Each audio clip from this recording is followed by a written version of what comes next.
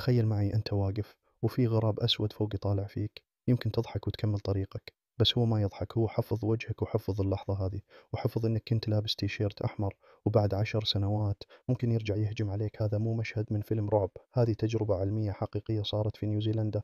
العلماء حطوا لغز صعب من 8 خطوات زي لعبة تركيب: سحب حبل بطفك، عقدة، قلب صندوق، رفع غطاء، تحريك حجر، أخذ مفتاح، فتح باب. غراب كاليدونيا حل اللغز هذا في 47 ثانية بس، بينما طفل عمره 7 سنوات أخذ 3 دقائق. وفشل مرتين. وش سوى بعد؟ أخذ سلك حديد ولفه بمهارة عشان يسوي منه خطاف، والهدف يطلع قطعة جبن من أنبوب ضيق جدا. هذا الشيء ما تسويه إلا 3 كائنات في الكون: البشر، الشمبانزي، والغراب. والأغرب من كذا إنه يخبي أكله في مكان، ولو شاف غراب ثاني يراقبه ينتظره يمشي، وبعدها يرجع ياخذ الأكل ويخبيه في مكان ثاني. يعني عنده نظرية العقل، يفهم إن الغراب الثاني يفكر زيه وممكن يسرق أكله.